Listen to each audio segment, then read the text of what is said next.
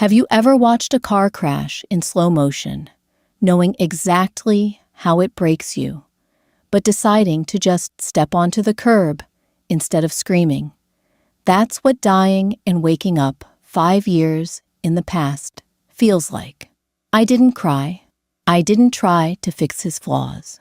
When the clock struck midnight on our 7th anniversary and his side of the bed stayed empty, I just smiled in the dark, because this time I had a different catch to make.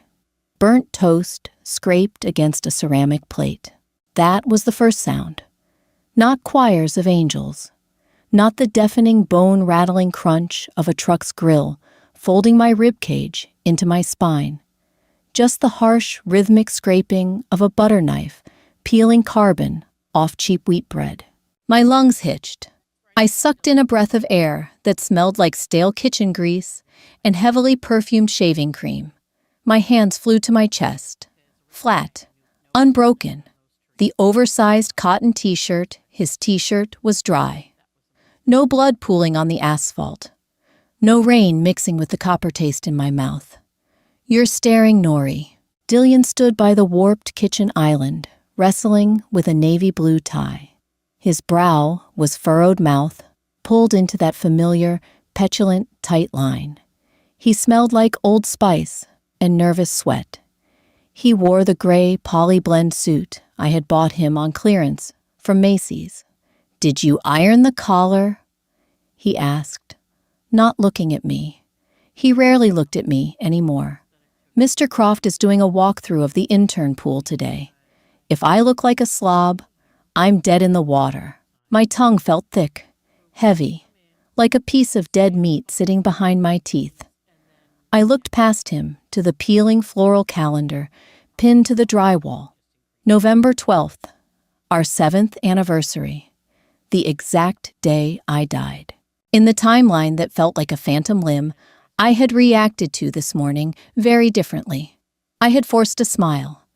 I had gently reminded him of the date. He had smacked his forehead, groaned about being stressed, and promised to make it up to me. Later that evening, he'd texted me that he was stuck at the office, starving because he'd skipped lunch. I had baked a cherry tart, his favorite, and braved a torrential downpour to deliver it to him. I was rushing across a slick intersection, holding an umbrella in one hand and a Tupperware container in the other, when the delivery truck ran the red light. My last memory of him was a text message, illuminating my cracked phone screen, lying 2 feet from my dying body. "Did you bring napkins?" "Nori."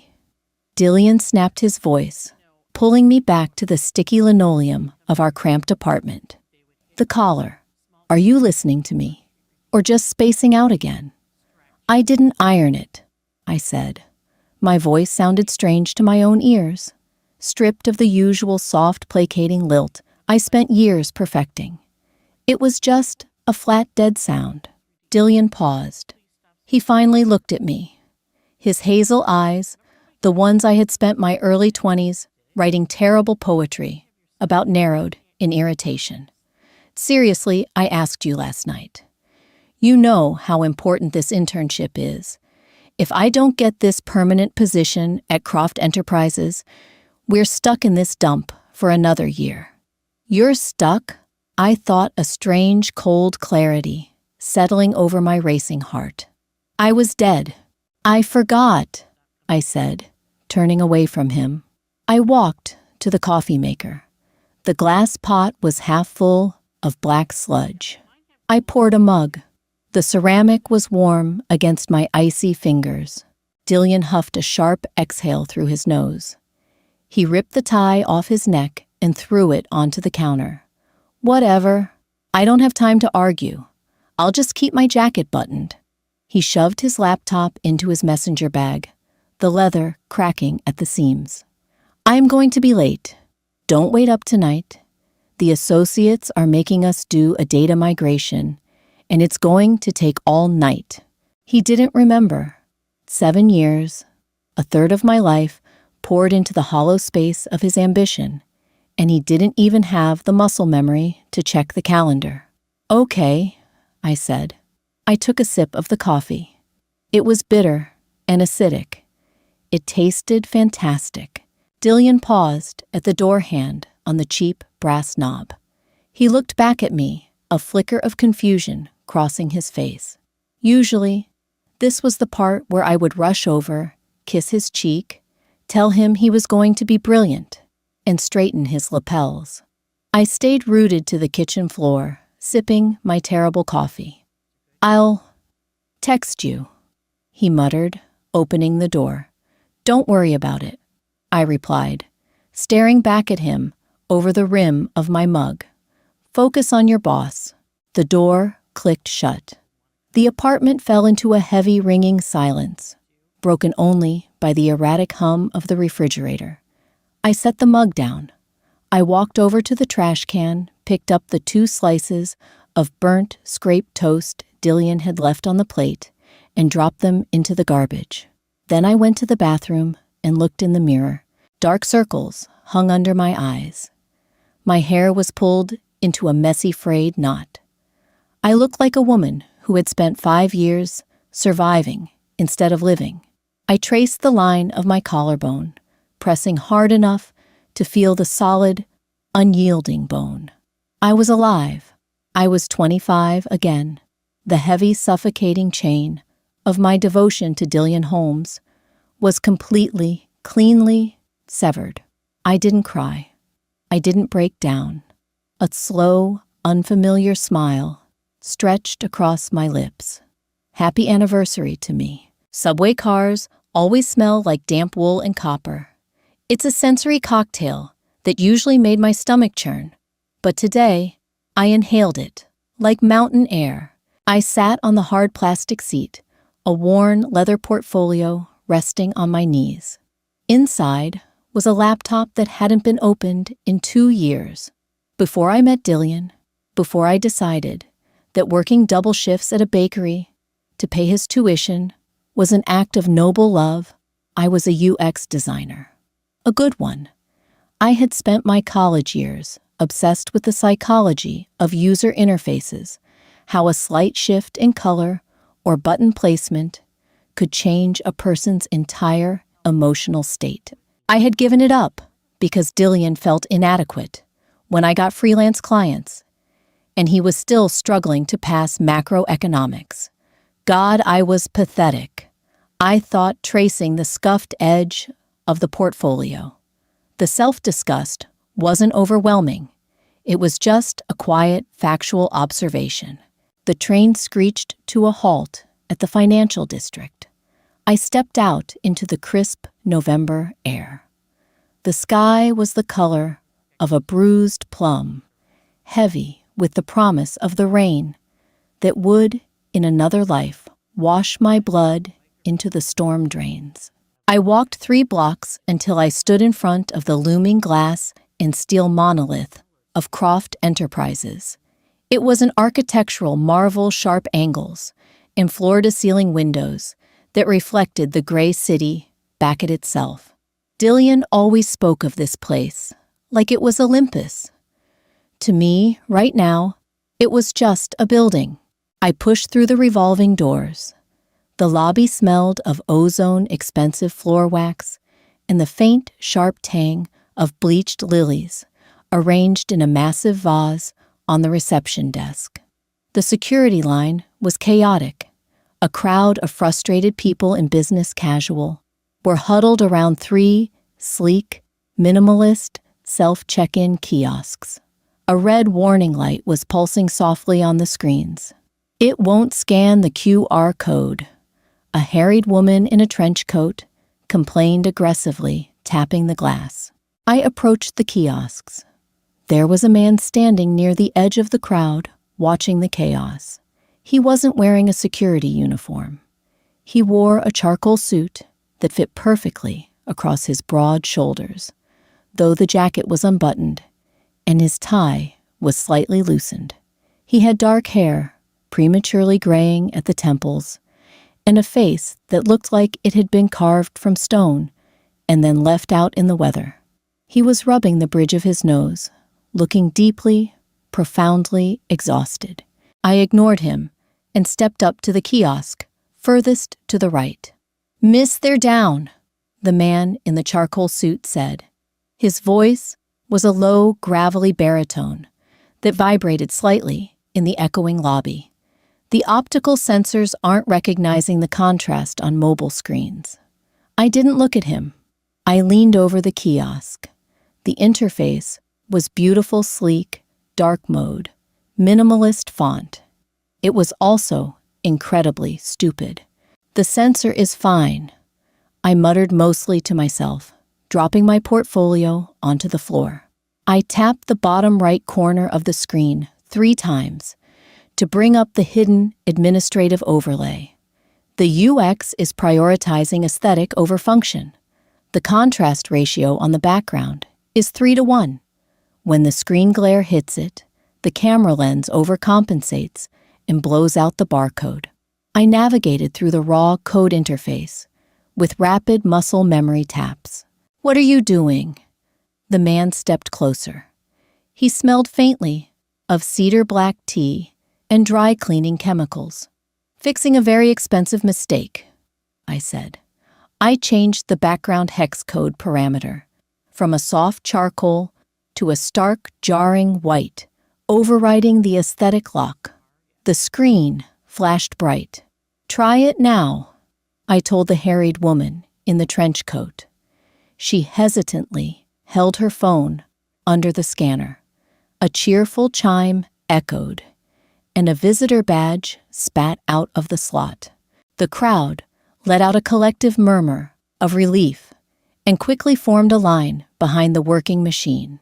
I bent down, picked up my portfolio, and finally turned to look at the man in the charcoal suit.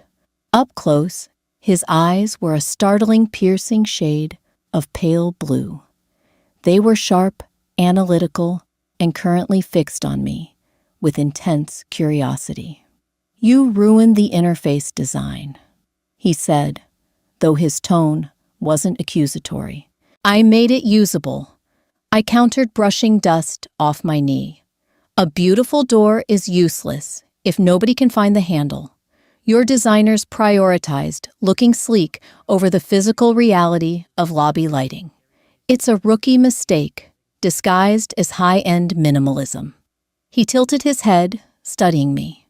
The deep exhaustion in his face seemed to fracture, replaced by a spark of genuine interest. "And you are someone who needs a visitor badge," I said, pointing to the machine. I scanned my own QR code, a temporary pass I had generated hours ago when I applied for a mid-level design position through their automated system. The machine spat out my sticker. I slapped it onto my jacket lapel. "Are you here for an interview?" he asked, his eyes dropping to the leather portfolio in my hand. Dropping off my physical portfolio. The online portal compresses file sizes and ruins the resolution of my wireframes. I prefer they see it exactly as I built it. "Who is the hiring manager you're dropping it off for?" I looked him dead in the eye. I had seen pictures of him on Dillion's laptop. I knew exactly who he was. Alexander Croft, the CEO, the man who supposedly terrorized his interns and fired executives in elevator rides. "Marcus Thorne," I said smoothly, using the name of the HR director. But honestly, after seeing the kiosk interface, I'm considering leaving it with the janitor. They probably have a better grasp of practical utility. A startled sound escaped Alexander's throat. A laugh. It was a short, rusty sound, like he hadn't used it in months.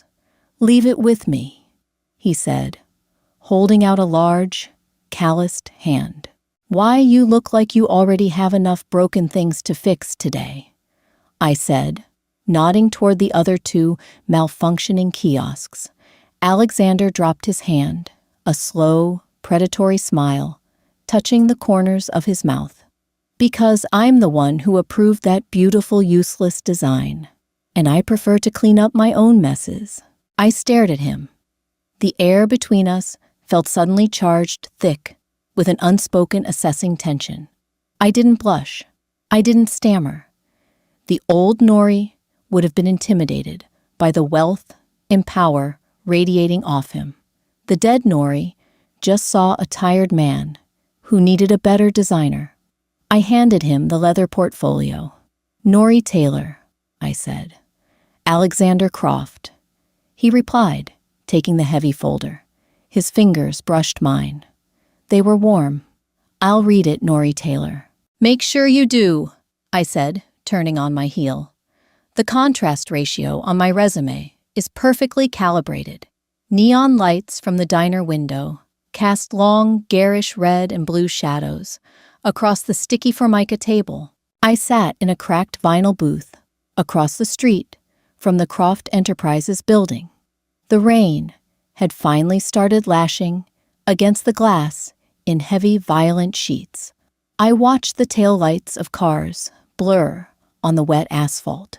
I was safe and dry, wrapped in a thick cardigan, nursing a cup of chamomile tea. A plate sat in front of me, holding a slice of cherry pie. It was a cheap, diner-grade pie. The crust was a little soggy, and the filling was thick with cornstarch. But as I slid the fork into my mouth, the sharp, artificial sweetness bloomed on my tongue. It was the best thing I had ever tasted. My phone vibrated on the table. The screen lit up. Dillian. I watched it buzz. It vibrated so hard, it began to rotate slowly on the slick formica. In the past, this was the moment I had scrambled for the phone. My heart leaping into my throat, terrified. Something was wrong. I let it ring out. 10 seconds later, it buzzed again. I picked it up and swiped accept, putting it on speakerphone and laying it flat on the table. "Where the hell were you?" Dillian's voice was frantic, breathless, and thin over the phone speaker. "I called twice. I was eating pie," I said. I took another bite. "Pie, Nori. Are you serious right now? I am drowning here. Mr. Croft has been in a foul mood all afternoon. He fired the lead UI designer right after lunch, and now everyone is scrambling. The associates are breathing down my neck." "That sounds stressful," I said, my tone completely flat. I traced the tines of my fork against the ceramic plate. "It's a nightmare," Dillian hissed. "Listen, I screwed up. I left a blue flash drive on the kitchen counter. It has the raw data sets I need for the migration at midnight. If I don't have it, I can't do the work, and they'll cut me from the program tomorrow." There it was, the pivot point. "I need you to get a cab, grab the drive, and bring it to the lobby," Dillian ordered. Not a question, a demand built on years of my unshakable compliance. "It's raining, so take an Uber. But hurry, I need it in 20 minutes. I looked out the window. The rain was coming down in blinding waves now. The street corner, where I had died, was perfectly visible through the glass. Empty, wet, unremarkable. "No," I said quietly. Silence stretched over the line, punctuated only by the static of the connection and a faint click-clack of keyboards in Dillian's background. "What did you say?" he asked, his voice dropping into a dangerous, icy register. "I said no, Dillian. I'm not bringing you the drive. Nori, this isn't funny. This is my career. Get off your ass and bring me the drive." "Your career." I repeated the words, tasting like ash in my mouth. "Your internship. Your suit. Your future. Did you look at the calendar today, Dillian?" "What the hell does the calendar have to do with me losing my job?" he yelled. I closed my eyes. The last lingering thread of attachment, the stubborn, pathetic hope that maybe, just maybe, the trauma of dying wasn't necessary to see his true colors snapped. It dissolved into nothing. "Nothing," I whispered. "It has nothing to do with you. Figure out the data yourself, Dillian." I reached forward and pressed the red button. The call ended. My chest felt incredibly light. I let out a long, shaky exhale, sinking back into the vinyl booth. It was done. The trajectory was broken. I wasn't dead on the pavement. I was alive, eating pie in a diner. The bell above the diner door jingled loudly, cutting through the low murmur of the establishment. A gust of cold, rain-scented air swept into the room. I didn't turn around, but I heard heavy footsteps approaching the counter. Black coffee, largest size you have. To go, a deep, gravelly voice ordered. I froze. The hair on my arms stood up. I turned my head slightly. Alexander Croft was standing at the counter, shaking water out of a sleek, black umbrella. He had abandoned his suit jacket. His white dress shirt was unbuttoned at the collar. The sleeves rolled up to his elbows, revealing forearms corded with tension. He looked even more exhausted than he had in the lobby, carrying the kind of bone-deep weariness that money couldn't cure. He paid the waitress, took the massive paper cup, and turned toward the door. As he did, his sharp blue eyes scanned the diner. They locked onto my booth. He stopped. I stared back at him. I didn't shrink away. I didn't look down at my plate. Slowly, deliberately, Alexander walked over to my booth. He stood there for a moment, an imposing figure casting a shadow over my cherry pie. The smell of cedar and rain rolling off him was intoxicatingly sharp. "Nori Taylor," he said. It wasn't a question. "Mr. Croft," I acknowledged. "Do you always eat cheap pie while ignoring frantic phone calls?" he asked. He gestured to my phone, still sitting face up on the table. "You have terrible volume control on your speakerphone." I could hear the yelling from the door. "I only ignore the calls that ask me to run through thunderstorms for people who don't know what day it is," I said smoothly. Alexander slid into the booth opposite me without asking for permission. The vinyl groaned under his weight. He set his coffee down and leaned forward, resting his forearms on the table. Up close, the silver in his hair caught the harsh diner lighting. "Your portfolio is dangerous," he said quietly, his eyes never leaving mine. "Dangerous?" I raised an eyebrow. "It points out exactly how incompetent my senior development team is," he replied, taking a sip of the scalding black coffee without flinching. "I fired my lead designer 3 hours ago because he spent 20 minutes trying to justify the kiosk contrast ratio. I told him a woman with a leather folder fixed it in 30 seconds because she actually understood human behavior. Human behavior is simple," I said, leaning forward as well, cutting the distance between us. "People are tired. People are stressed. They don't want beautiful puzzles.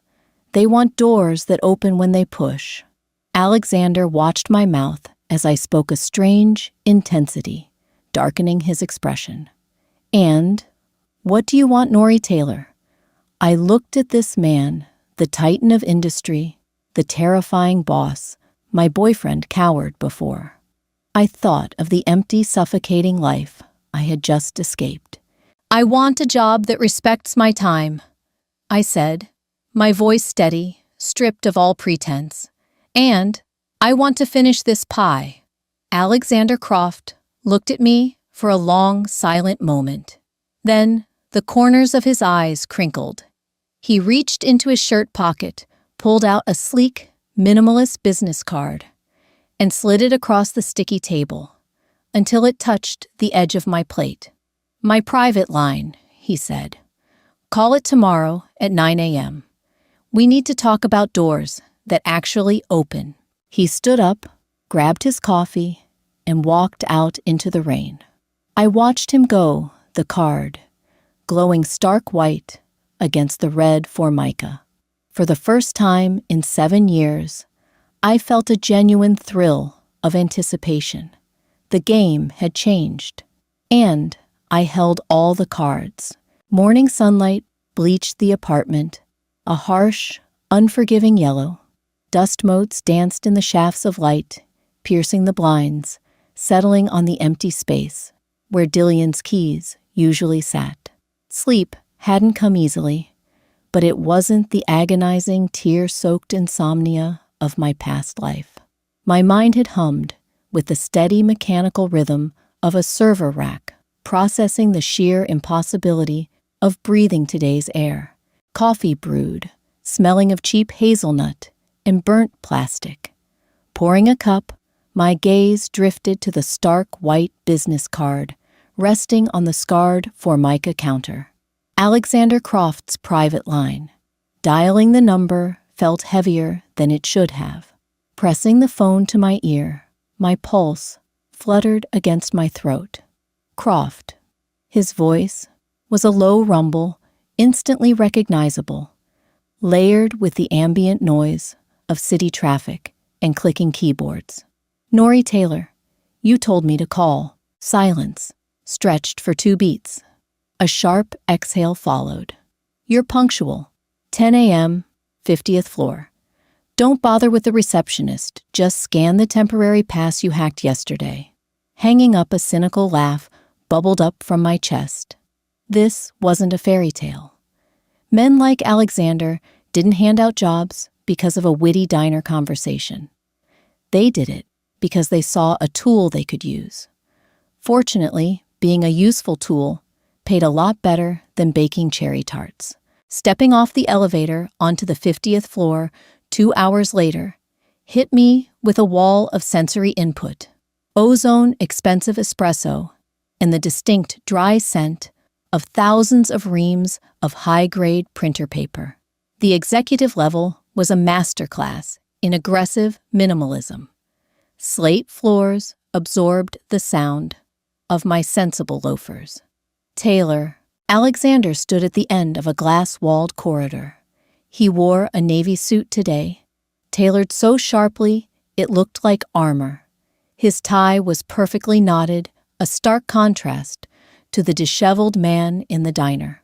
Walking toward him, my stomach performed a complicated knot. Power radiated from him, not in a loud, boisterous way, but in the quiet, gravitational pull of a black hole. Follow me. He turned sharply, leading me into a massive corner office.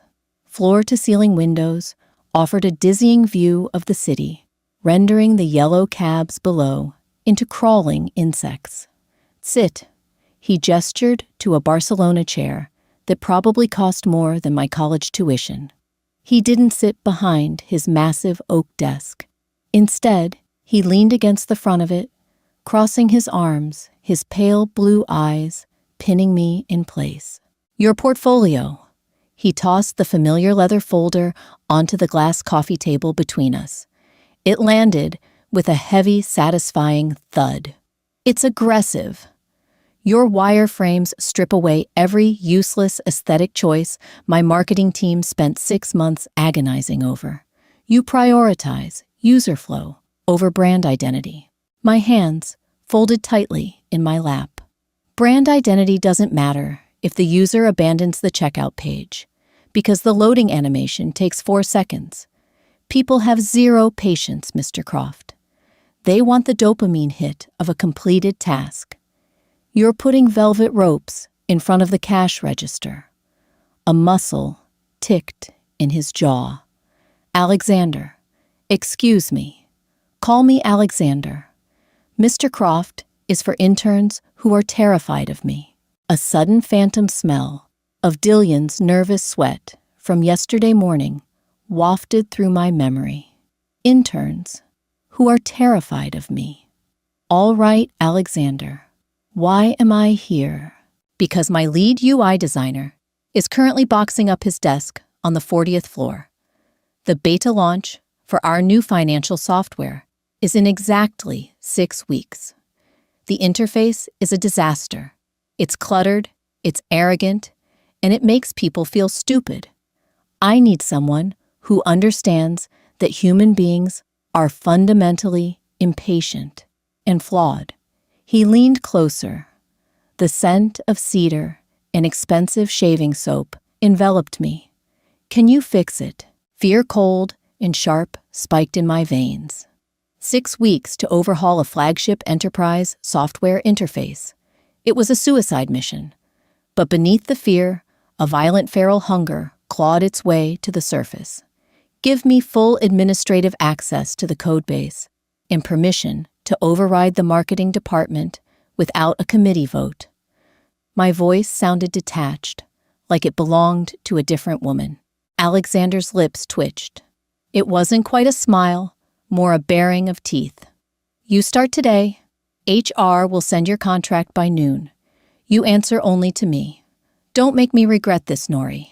Leaving his office, my legs felt like lead. The sheer velocity of the morning was dizzying. Sitting down at my assigned desk, a sleek, motorized standing desk overlooking the eastern skyline, my fingers brushed the cold aluminum of the high-end workstation. Logging in the screen flared to life. No burnt toast, no pathetic texts asking for napkins, just lines of code waiting to be bent to my will. The knot in my chest loosened. 2 weeks blurred into a chaotic symphony of caffeine, glowing monitors, in the sharp, unrelenting pressure of Alexander's expectations. Sleep became a theoretical concept. My apartment felt like a hotel room. I only visited to shower and change into fresh clothes. Dillian was a ghost. We existed in the same apartment, but we were ships passing in the fog. He left before dawn, returning long after midnight, usually reeking of cheap takeout and exhaustion. We hadn't spoken more than 10 words since the phone call about the flash drive. He assumed I was still working freelance gigs from the kitchen table. I let him. The silence was a luxurious blanket I wasn't ready to pull away yet. Wednesday afternoon brought a crisis. The navigation tree for the mobile companion app kept crashing the test servers. My eyes burned, feeling like they were coated in fine grit. Rubbing my temples, my stomach let out a hollow growl. I hadn't eaten since a stale bagel at 6 a.m. Grabbing my keycard, a trip to the 40th floor cafeteria seemed necessary. The 50th floor only stocked sparkling water and kale chips, a dietary philosophy I fundamentally opposed. Stepping out of the elevator onto the 40th floor, the atmosphere shifted. It was louder here, the frantic, buzzing energy of middle management and interns desperately trying to prove their worth. Fluorescent lights buzzed overhead, a distinct downgrade from the recessed lighting upstairs. Balancing a plastic container of lukewarm chicken salad and a black coffee, navigating the crowded hallway required focus. "Watch it," a voice snapped as a shoulder clipped mine. Coffee sloshed over the rim of the cup, scalding my thumb. Hissing a string of curses died on my lips as I looked up. Dillian. He stood there clutching a stack of manila folders, his cheap gray suit looking even more rumpled than usual. Dark circles bruised the skin under his eyes, and his jaw was covered in a patchy, uneven shadow of stubble. For a microsecond, the world tilted on its axis. The air rushed out of my lungs, leaving me hollow. In my past life, this was the man I would have died for. Look at him now. Just a tired, stressed boy holding paper.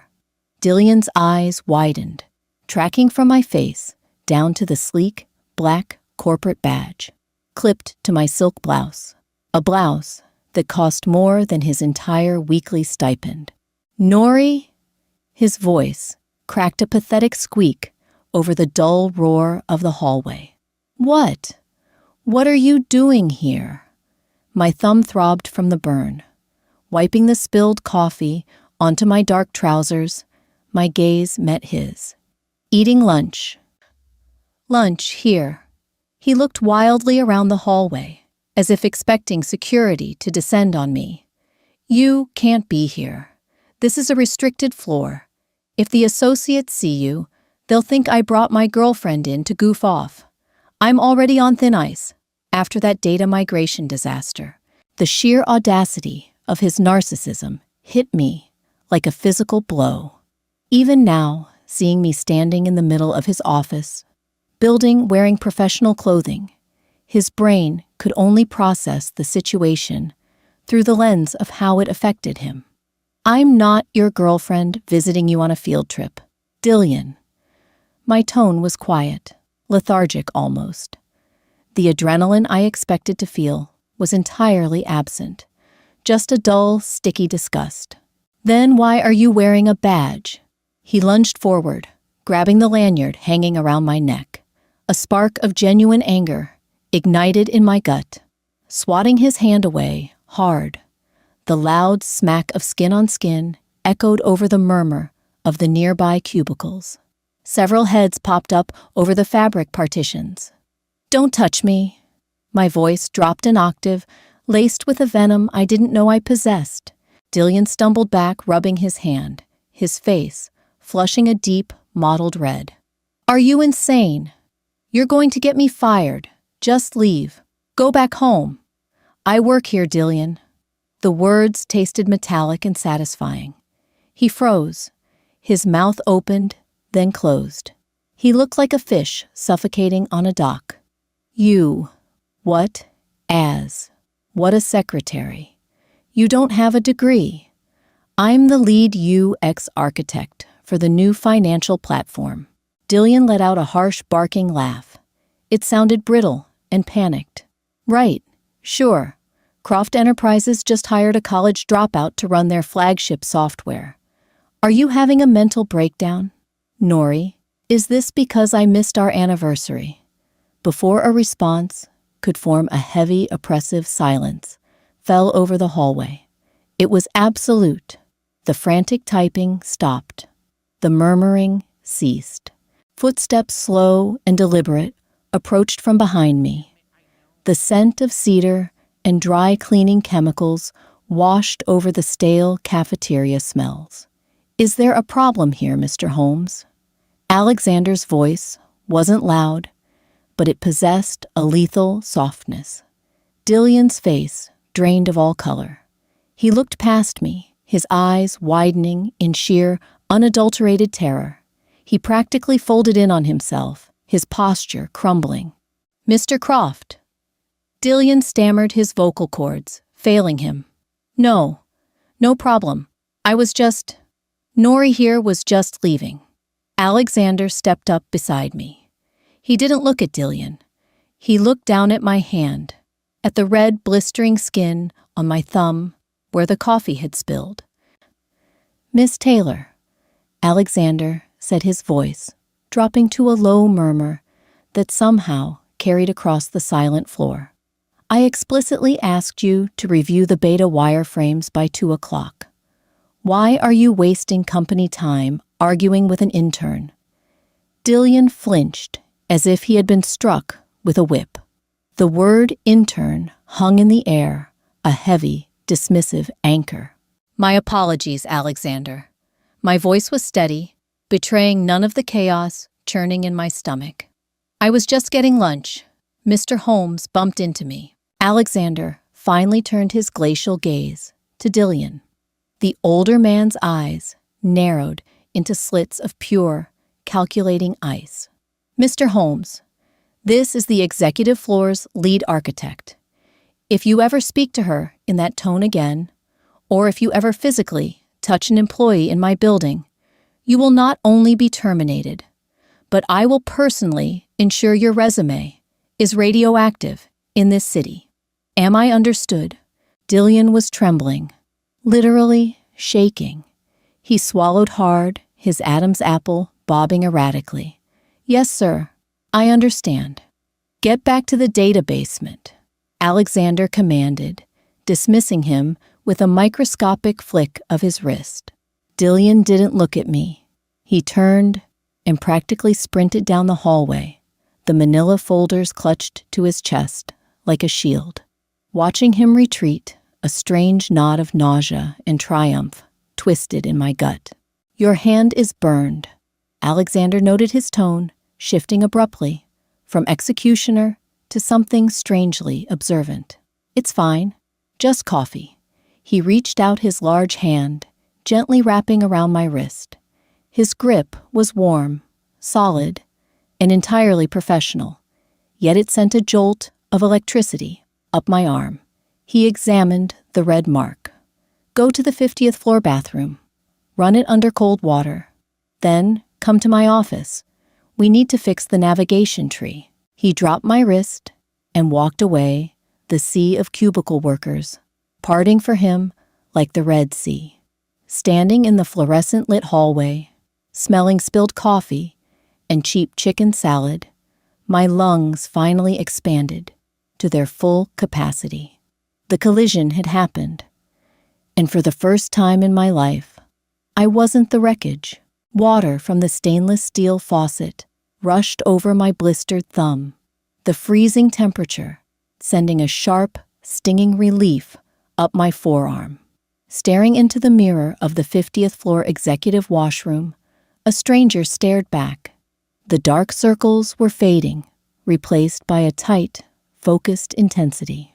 My silk collar was slightly askew. I fixed it, patted my skin dry with a thick Egyptian cotton towel, and walked out to fix a broken navigation tree. Alexander's office was a cavern of focused silence. He stood by the floor-to-ceiling window, a tablet resting in one hand, staring down at the gridlock of evening traffic. The city below was lighting up a sprawling circuit board of orange and white. "The blister?" he asked, without turning around. "Numb," I replied, dropping into the leather chair beside his desk. I pulled my laptop from my bag. "Let's talk about the cascading menus. Your previous designer nested the wire transfers under user settings. It's a cognitive disconnect. People associate transferring money with action, not administration. It needs to be front and center on the dashboard." Alexander finally turned. He tossed the tablet onto the desk. The sleeves of his dress shirt were rolled up, revealing faint, silvery scars crossing his left forearm. I didn't ask. I pulled up the raw code base, the harsh white light of my screen illuminating the sharp angles of my face. "Marketing wants the dashboard clean," he stated, moving to stand behind my chair. He was close enough that the fabric of his trousers brushed the armrest. The smell of cedar and dry cleaning solvent was heavy grounding. They believe putting financial transfers on the home screen causes user anxiety. Marketing doesn't understand users. I countered, my fingers flying across the keys, ripping out lines of CSS. Anxiety comes from hiding things. When someone wants to move $10,000, they want the button to be massive, obvious, and immediate. Hiding it behind 3 clicks makes them feel like the bank is holding their money hostage. I compiled the code and hit refresh. The dashboard snapped onto the screen. It was stark, functional. A large, undeniable transfer portal sat squarely in the center, wrapped in a calming, muted slate gray instead of an alarming red. Alexander leaned over me. His chest hovered inches from my shoulder. He reached out his large hand, covering mine on the mouse. His palm was calloused rough against the smooth plastic. He guided the cursor, clicking through the new flow. 2 clicks instead of 5. He murmured, his voice a low vibration near my ear, and a dedicated error recovery state. I added, keeping my breathing even despite the sudden, overwhelming proximity. If they type an extra 0, the system catches it before the confirmation page. It doesn't punish them for a typo. It gently corrects them. People hate feeling stupid, Alexander. Design should forgive them. He let go of the mouse, stepping back slowly. He looked from the screen to me, his pale blue eyes unreadable. Forgiveness is a rare feature in software, Nori. It's a necessary one. I closed the laptop. The room felt suddenly darker. without the screen's glare. A heavy knock at the glass door shattered the quiet. A delivery guy awkwardly held 2 massive paper bags. Alexander had ordered Thai food. 10 minutes later, we were sitting cross-legged on the plush carpet, eating pad ki mao directly from the cardboard containers. The spice burned my tongue, a magnificent, vibrant sensation. "Why did you let him talk to you like that?" Alexander asked suddenly, his chopsticks pausing over a piece of basil. He didn't need to specify who he was. Swallowing the noodles, a bitter taste rose in the back of my throat. Not from the food. Habit, I answered honestly. When you spend years shrinking yourself so someone else can feel big, your muscles forget how to stand up straight. He's a liability. Alexander set his tone entirely devoid of pity. It was a factual assessment. His code is sloppy. His data sets are full of holes. The only reason he hasn't been cut from the internship program is because HR is terrified of his father's connections at the country club. A harsh laugh scraped out of my chest. Of course, Dillian always bragged about his sheer talent, his undeniable grind. It was all a mirage built on Daddy's golf buddies. The irony tasted metallic. "Fire him," I said. The words slipped out easily devoid of malice. It was just a mathematical correction. Fixing a bug. Alexander watched me carefully, a slow, predatory appreciation dawning in his expression. "I intend to, but I thought you might want the honors." "No." I shook my head, picking up a piece of chicken. "I don't want the drama. I just want him gone. He's a broken link in a system that needs to be flawless for the beta launch. Treat him like you would any other error." Alexander smiled. It wasn't the polite corporate smile he gave board members. It was sharp, genuine, and deeply dangerous. "You are a very ruthless woman, Nori Taylor."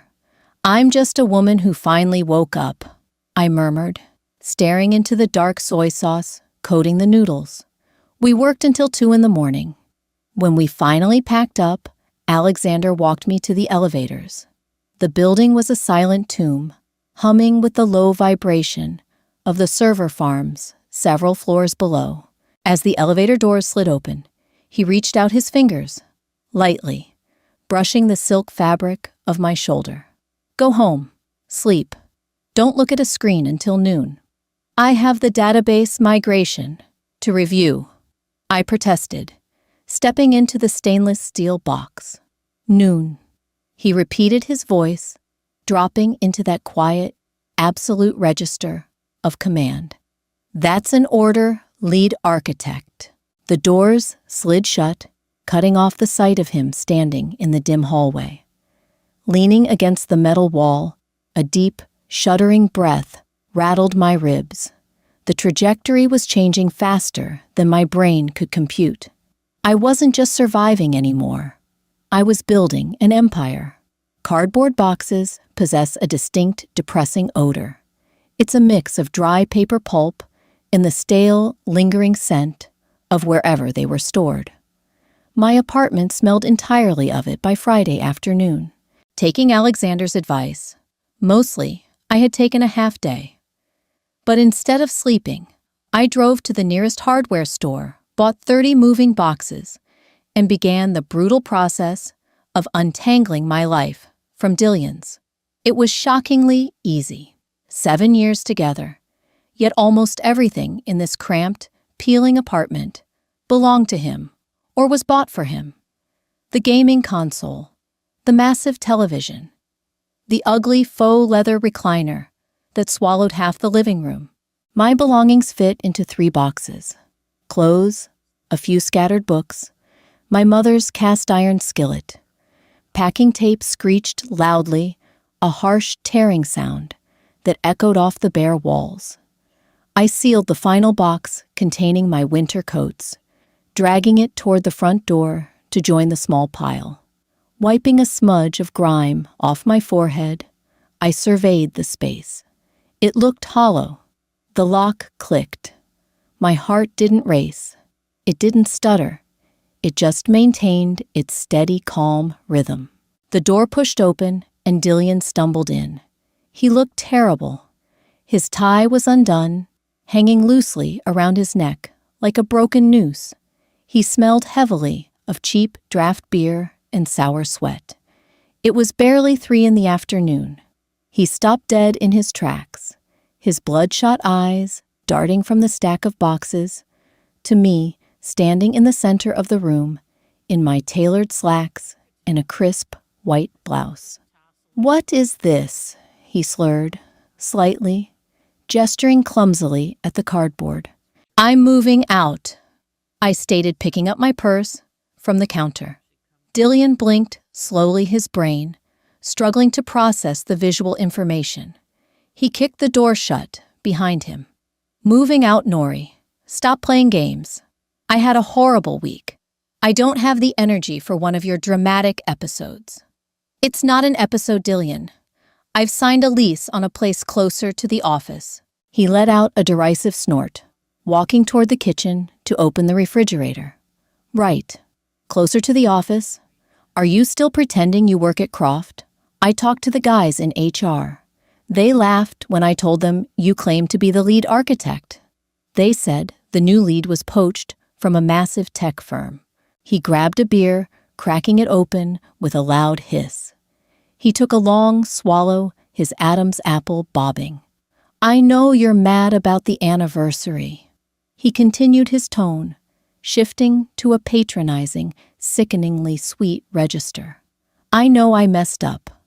But faking a job, pretending you're some corporate hotshot, it's embarrassing, Nori. You're embarrassing me." Disgust, thick and viscous, coated the back of my throat. "You didn't talk to HR, Dillian. You talked to the other interns. HR doesn't gossip with the basement level." His face hardened. The patronizing mask slipped, revealing the petty, furious boy underneath. He slammed the beer bottle onto the counter. The glass clattered loudly.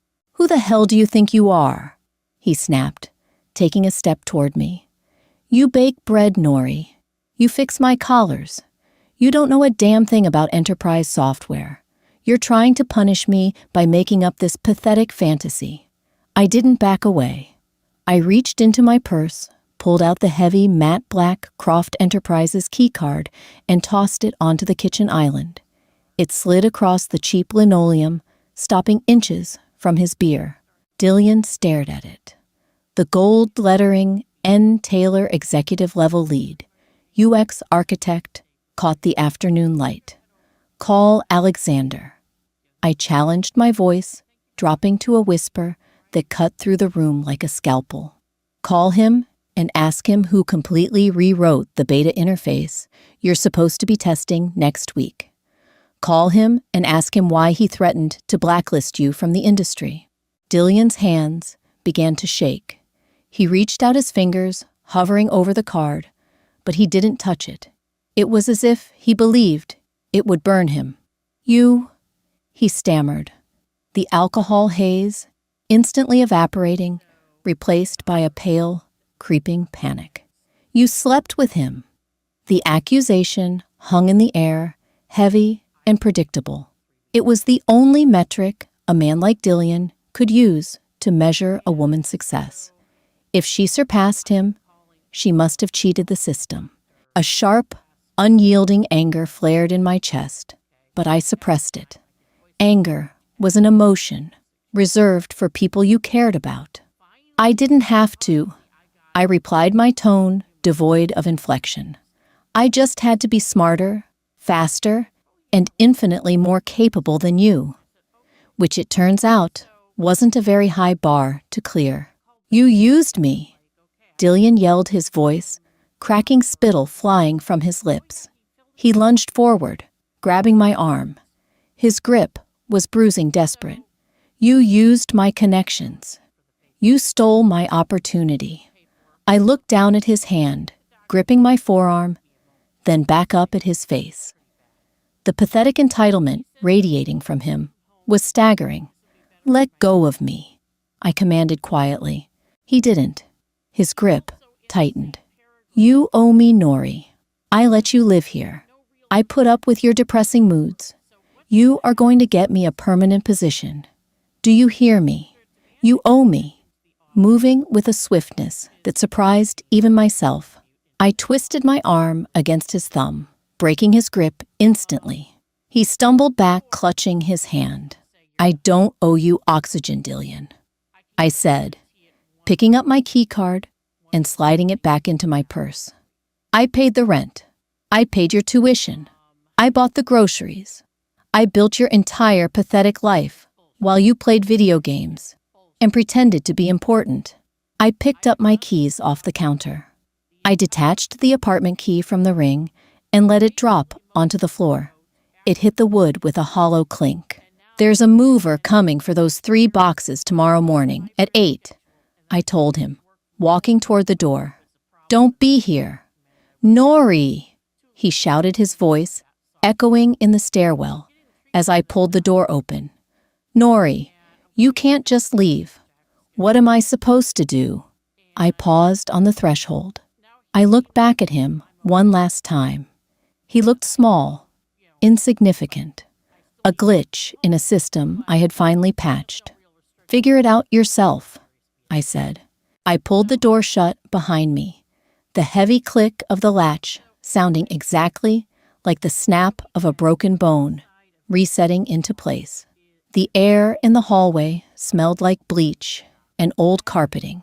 I took a deep breath, filling my lungs completely, and walked down the stairs. I had a beta launch to prepare for. Static electricity crackled through the dry, over-conditioned air of the 50th floor war room. 60 seconds remained until the Croft Financial beta launch went live to 10,000 high net worth users. My fingers hovered over the mechanical keyboard, the RGB backlighting, casting a faint, icy blue glow across my knuckles. The massive digital clock on the wall above the main monitors ticked down relentlessly. 50 seconds. Alexander stood directly behind my chair. He hadn't slept in 36 hours, and it showed in the harsh, shadowed lines of his jaw, and the faint scent of stale espresso clinging to his tailored vest. Yet, he radiated a terrifying kinetic energy. When he braced his hands on the back of my ergonomic chair, the heat from his palms seeped through the thin silk of my blouse. It anchored me. "Server load is optimal," the lead back-end engineer called out from across the dark room, his voice tight. "Database partitions are holding." 30 seconds. My stomach churned, a volatile mixture of adrenaline and black coffee. In my past life, this exact moment would have found me sitting on the worn living room rug, scrubbing a wine stain out of Dillian's favorite tie, worrying if he was eating enough at his desk. The sheer absurdity of that memory tasted like pennies in my mouth. 10 seconds. Deploying front-end package. I announced my voice, slicing through the heavy silence. It didn't shake. "Execute," Alexander commanded. I hit the enter key. The main screens in the war room shifted from lines of diagnostic code to the sleek, slate-gray interface I had poured my soul into for the past month. The heat maps flared to life as the first wave of users logged in.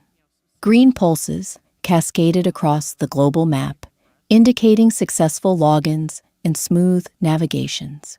A collective exhale rippled through the room. The UI was holding. Users were finding the transfer portals immediately. The bounce rate was practically 0. "Beautiful," Alexander murmured, his voice, a low rumble near my ear. Then the main console flashed, a violent jarring yellow. My eyes snapped to the error log cascading down my secondary monitor. A massive block of corrupted user profiles was attempting to force its way into the active database. The data lacked basic sanitation parameters, It was raw, unindexed, and completely broken. We have a localized data breach attempt. The back-end engineer shouted, panic spiking his pitch. It's coming from inside the network, the basement-level migration batch. It's flooding the user settings loop. Dillion's data migration. A cold, sharp thrill shot down my spine. The idiot hadn't just failed to clean the data. He had accidentally created a loop that was acting like a distributed denial-of-service attack against our own servers. "Shut it down," an executive in the corner yelled. "Pull the beta offline before it corrupts the primary ledger." "Nobody touch anything," Alexander roared, his voice cracking like a physical whip across the room. Silence, instantly L. He looked down at me. "Taylor, can the interface handle it?" My hands were already flying across the keyboard. I didn't feel fear. I felt the absolute unshakable certainty of a predator watching a trap snap shut. "The back end is choking, but the UI is modular," I said, my eyes scanning the rapid flow of errors. "I built a quarantine state for this exact scenario. If the system detects a dirty payload, it isolates the affected user profiles in a ghost server." I executed the manual override. On the main screen, the violent yellow warnings suddenly smoothed out. The chaotic data flow was redirected into a secure, isolated sandbox.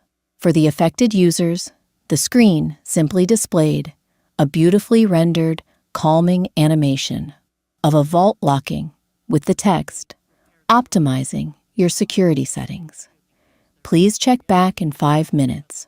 No crashes, no exposed ledgers, no panic, just a polite, seamless delay." "Quarantine successful," I announced, leaning back in my chair. My muscles were trembling so violently, I had to clench my jaw to keep my teeth from chattering. "The clean users are operating at optimal speeds. The corrupted batch is boxed." The war room erupted. Engineers were cheering, clapping each other on the back. The executive who had yelled to abort was openly wiping sweat from his forehead. Alexander didn't cheer. He didn't move from behind my chair. He reached over my shoulder and tapped the glass of my monitor directly over the ID tag of the source terminal that had uploaded the corrupt data. "Terminal 4B, Interned D. Holmes." "Trace confirmed." Alexander said, his tone entirely devoid of emotion. It was the voice of an executioner. He picked up the secure landline on the desk. "Security, floor 40. Escort intern Dillion Holmes from the premises immediately. Confiscate his badge, his company hardware, and his phone. If he resists, call the police. He is permanently blacklisted." He hung up the phone. I closed my eyes. The phantom weight of a cheap, polyblend suit collar finally, completely dissolved from my fingertips. The severing was absolute. Dillion Holmes had engineered his own destruction, and I had simply provided the architecture to ensure it didn't take anyone else down with him. 3 a.m. draped the city in a bruised, violet quiet. The war room was empty, the engineers having dispersed to nearby bars to celebrate the launch's staggering success. Only the low rhythmic hum of the server racks and the faint whir of the climate control remained. Sitting on the edge of the massive mahogany conference table, I kicked off my sensible loafers. My feet ached. My eyes burned. I felt hollowed out, scraped clean, and incredibly light. A heavy crystal tumbler slid across the polished wood, stopping inches from my thigh. Amber liquid sloshed gently against the glass. Alexander took a seat beside me on the edge of the table. He had discarded his suit jacket and tie hours ago. He unfastened the top 2 buttons of his collar, exhaling a long, ragged breath that sounded like a physical weight dropping to the floor. "Macallan 18. he said, staring out the floor-to-ceiling windows at the glittering grid of the city. I usually save it for board meetings I survive.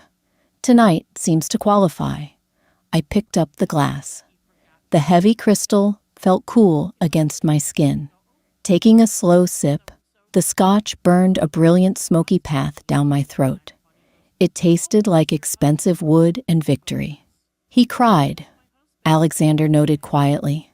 I paused, the glass resting against my lower lip. Who? Holmes. When security packed up his desk, the head of security texted me. Said he caused a scene, demanded to speak to his father, then demanded to speak to you. Claimed you were his fiancé, and you would fix it. A sudden sharp laugh punched its way out of my chest. It wasn't hysterical. It was just genuinely amused. Fiancé. He couldn't remember what year we met, let alone buy a ring. He just wanted a human shield.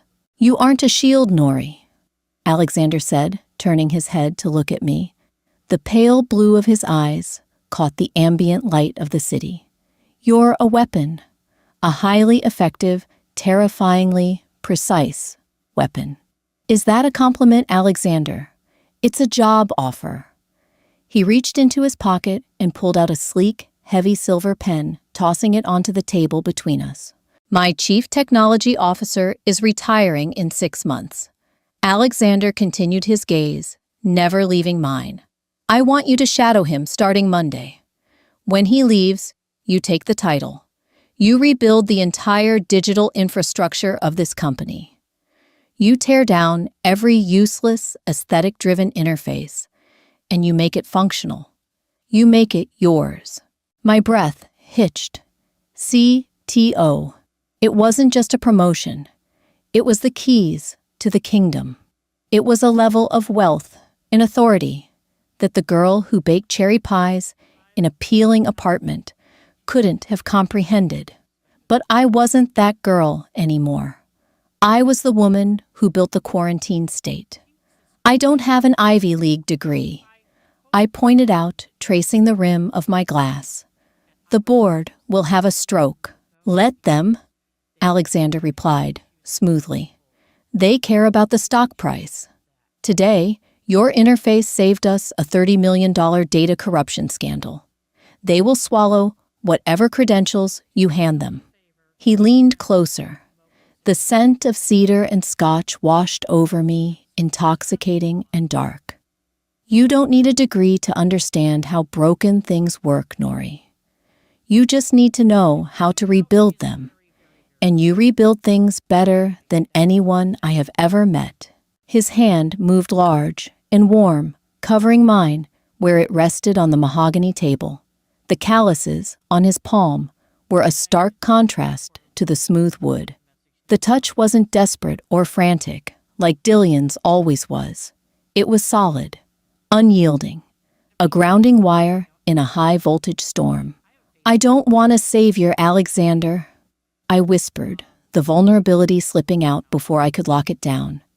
I just spent 7 years drowning to keep someone else afloat. I won't do it again. I don't want to save you. He answered, his voice dropping to a gravelly murmur. His thumb slowly traced the sensitive skin of my wrist, right over my racing pulse. I want to stand next to you while you burn the old world down.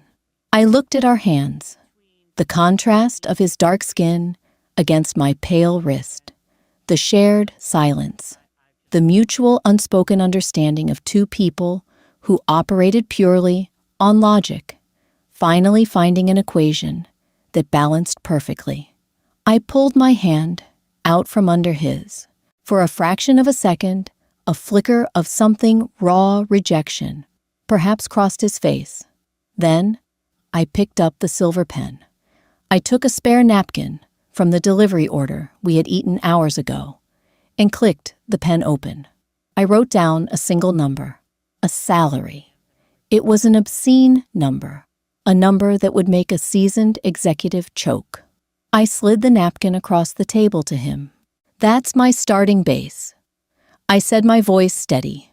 I get full autonomous hiring rights for my engineering team. And I never ever want to see a marketing mock-up before the back end is built. Alexander stared at the napkin. The corner of his mouth twitched. Then, a full, genuine smile broke across his face, transforming him from a terrifying CEO into a man who had finally found his match. He picked up his glass of scotch, holding it out toward me. "To doors that actually open," he toasted. I raised my glass, tapping it against his, with a resonant clink. "To burning the old world down." I took a final sip of the scotch, the heat settling low in my stomach. The calendar on the wall digital clock flipped to 4 a.m., November 13th, the day after my anniversary, the day after I was supposed to die. I looked at the man beside me, the empire spread out below us, and the lines of code still running flawlessly on the monitors. I wasn't reborn to be a better girlfriend or a more patient martyr. I was reborn to be the architect, and the foundation I was building now was entirely made of stone. Did Nori's ultimate triumph leave you breathless? Leaving a toxic past behind isn't just about walking away. It's about building an empire so high your enemies can't even see the top. If you loved watching Nori tear down Dillian's entitlement and claim her rightful place beside Alexander, hit that like button right now. Share this story with anyone who needs a reminder of their own power. Don't forget to subscribe and ring the notification bell so you never miss another dramatic journey of rebirth, revenge, and redemption. Drop a comment below. What would you do with a second chance?